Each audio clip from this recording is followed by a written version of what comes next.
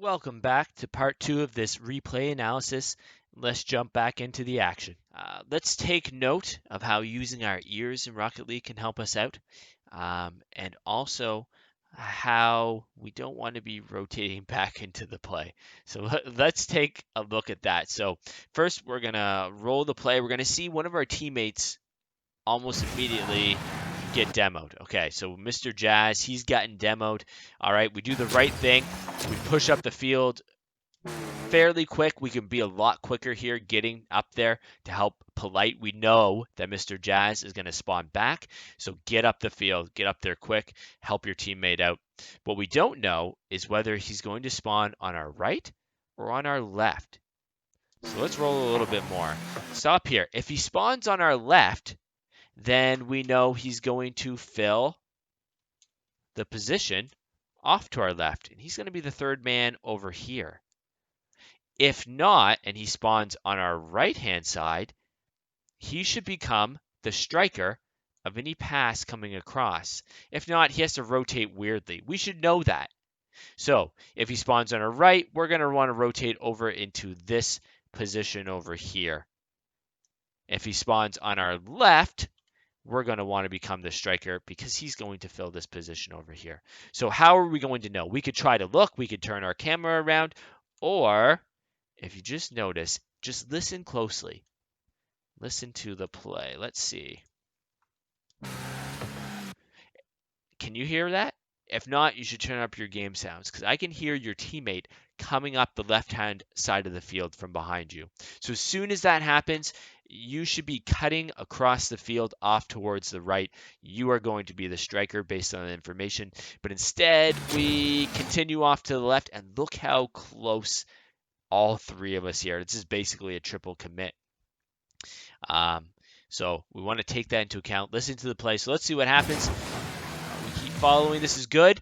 You do the right thing. You veer off to the right just in case Mr. Jazz is going to take a shot. But then we stop and we turn back. And we start going back towards the left wing. And look how close we are to our teammate. We should be staying out over here, filling the mid space so that Polite can go up and take the challenge. Instead, we get really close together, and we should know he's there. If we just jump back in our replay, just a sec. If we jump back just a little bit. So let's watch here. Watch. We can see in the rotations here that Polite up top, he's rotating out. So he's going to be on that left wing side of the field. So we know that we need to be filling over here on the right-hand side of the field. So just take those things in mind. Listen closely. You can hear teammates. You can hear them where they are on the field. And also watch where they're rotating out and then fill the spot we know that they're not going to be in. Okay, we're going to look at another example of not rotating correctly. So again, we're going to rotate into the play when we should be rotating as the third man. So let's watch what happens. We've just gone through a big aerial. We got beat. That's all right. It was good to put the challenge on the ball. So let's see what we choose to do. We land, and this is okay, even here, but we can see where our teammates are. He's here challenging the ball. He's here to follow up the ball. So where should we be going? We should be going back to goal.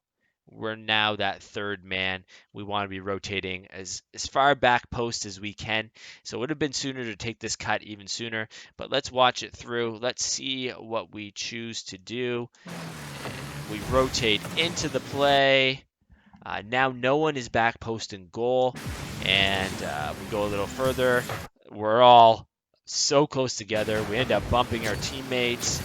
And then there's some confusion even who should be rotating out and challenging the ball. So again, don't rotate front post. Don't rotate back into the play. When you've taken your shot, now it's your teammate's turn. Okay, so let's look at an example of utilizing our boost correctly and knowing when we should be rotating all the way out for boost. So if we take a look at the field here, we're just going to circle a couple things. We can see Lum, he's out of the play. Whoever this guy is, he's out of the play. So there's literally one guy on the orange team back. We have both of our teammates pressing up. This is awesome. So what should we be doing? Should we be going back? Should we be getting boost?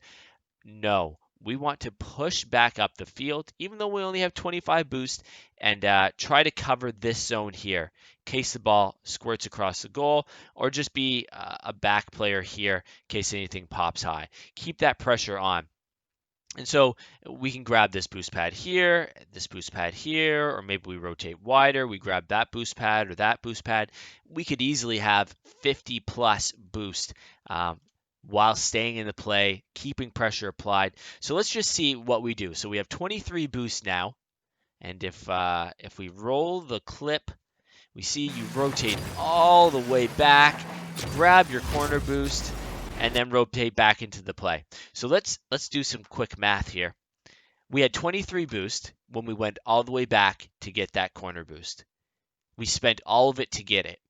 Then we use 50 of that boost to get back to midfield. So we use 75 boost just to go get 100 boost, when we could have just grabbed those pads and been exactly where we are without having to rotate out. So it's something good to think about how we're using our boost, when we should be rotating out to get boost.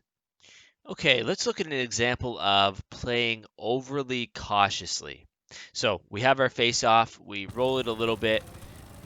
We can see what our teammate is going to do. Our teammate on our left has his wheels cut to the left, so we know he's going for that corner boost. And Mr. Jazz is going to take the face off, so we should be following up.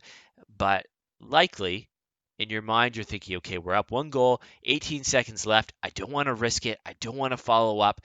But let's see what happens because we don't follow up. Let's roll it. We kind of just go back, assume a defensive position, which is really not a great position. We're at a standstill. We're kind of like going forward, backwards. The ball breaks favorably for them. Even if it broke favorably for us, we wouldn't be able to follow up. We drive off. We grab boost. Stop it here. We can see both you and Polite are back. We've given the enemy team a free chance because we've played so defensively. There's no one to challenge the ball. Even though you have full boost, he has full boost. So he's going to take a shot. He puts a really good shot on net off a great pass. And then we end up double committing with our teammate. So we could have followed up. We could have been there to challenge, to take away that ability for a shot. And because we stay back, we just end up becoming basically the same car as our teammate. We accomplish the same thing. We double commit on a ball. So we don't want to become overly cautious in those last seconds and stay back, not put those challenges out. So it's something good to think about. We don't want to throw off our rotations or our challenging for the sake of defense. Okay, so we're going to watch something right at the end of the last clip that we noted, where you make that double commit and how the play following it develops. So let's look as we double commit. Take note of where both of your teammates are on the field. Okay, perfect. So here we go. We're going out for a double commit. Let's look. We see our teammates. We have one guy, he's rotating back post going towards goal, and our other teammate, he's challenging this way. So when he lands, he's going to be most likely facing off to this side of the field over here and rotating. So what should we do when we land, knowing both of our teammates are pointing off to the right-hand side of the field? Well, let's watch. Let's see what we do. So here we go. Roll the replay. We land and we go over to the right-hand side of the field. So we know from what we just discussed that both of our teammates are going to be over here coming in on the play. But we continue to rotate across. So let's see. Rotate across, and there comes our teammate like we knew. So now we're super tight. We can't do anything on the ball, and then our next teammate comes up. So we did absolutely nothing because we were out of position, but we noticed that there's no one now in goal. If for some reason he whiffs this or a good challenge comes in from the other team, we're in a pretty bad position. So let's just jump back briefly to after that. When we land, let's look just to make sure what we're saying is true. So let's jump to our fly cam and turn and look. Yeah, so something happened here, or he's mid-flip, but we can see both of our teammates are on that side of the field. They're ahead of us, so we want to make sure that when we land that we are rotating out, go back, maybe grab that corner boost, and then come in and play that back post. Okay, let's take a look at our last clip from the replay. So here we can see the score line. We're winning 3-2. 3 seconds left in the game. We've got them pushed up. They're on their goal line. Do we need to score a goal? No, we don't. We are winning. So what is the last thing that we want to do? We do not want to overcommit to a play or to a pass because we don't need to. And that's the only thing that's going to possibly cause us to lose a game. So let's roll and see what happens. We see Mr. Jazz is up there. He's pressuring, challenging the ball. Our teammate is off to our right, near mid. And so let's see what we choose to do. We want to hang out around the left side of the field, that left wing. But we rotate in. Okay, we didn't overcommit and dodge at the ball when our teammate turns on it. He shouldn't have necessarily turned. We shouldn't necessarily be here either. But instead of continuing to follow after we made this decision, we then double commit with our teammate. And if we jump out of our cam here, we can see our teammate, luckily polite, he's had the wherewithal to turn around. But we want to think about the risk to reward here. Scoring a goal is not going to do anything to us, but overcommitting could give them a chance to score a goal. So let's jump back to our player view on Krow and see what happens. He takes a shot and puts a decent shot on. It wasn't going to make it. Polite puts it to the side anyway. But if they would have slowed that down or had the ability to dribble, we could have been in a lot of trouble. So just try to think again about the risk to reward. Do we need to score? And play those last minutes of a game really smart. Okay, so we're going to look at just a couple more things, and these next couple things have more to do with mechanical skills. So the first one we're going to look at is your fast aerials. So I didn't get to see a lot of them this game, so I don't know if this is something that's consistently taking place with your fast aerials, but if it is, you would want to address that. So let's take a look. What we're going to see is there's going to be a large gap between your first jump and leaving the ground and your second jump, where those want to be really close together. So let's roll it and watch. Yeah, so there's a huge gap there. It's more of a double jump aerial than a fast aerial, which is really going to impact you making it to the ball quicker, especially at these high levels. That is a super critical skill to have. So, like I said, I don't know if that's something that's consistently happening, but if it is, go into those training packs, go into free play, just practice that takeoff, doing it as quick as you can without rolling those backflips.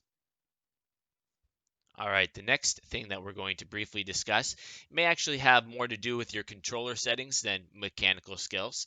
So you're going to notice in the following three clips that 3 times this game, you, as driving around the field, likely meant to do a front flip to get that extra speed, but instead you simply do that jump, jump. And that's not what we want, obviously. So what that is if you go into your options, into your controller settings, it just means that your dodge dead zone is very likely set too high. And by lowering that down some, it will be easier for us to do that extra flip. We won't have to push our analog stick so far forward to get that flip. So I would recommend just lowering this in very small increments, so 0.05 at a time, until the problem ceases to exist. We don't want that to be happening at all in a game. It's going to slow us down big time. So not a big deal, something that could be easily remedied by just simply changing our controller setting. All right, so let's do a quick recap of what we've learned today from our replay. As far as our mechanical skills go, they're pretty good.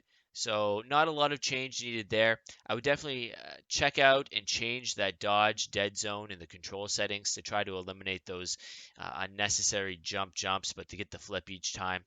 And then also, if your fast aerials are an issue, practice those for sure. We want to develop that skill so they can be as quick as possible. As far as the rotations and game sense go, that needs a little bit more work. That will help you improve the most if you can make some adjustments. So some key things, this one probably being the most important, don't rotate back into a play as the last man. We don't want to do that. We can go be that third man, rotate that back post. Our second point, go for demos, go for boost steals, start incorporating those into your gameplay. That's going to help your teammates out a lot, and it'll help you not to be stagnant and slow or not moving on the field. You'll always be doing something which will help you.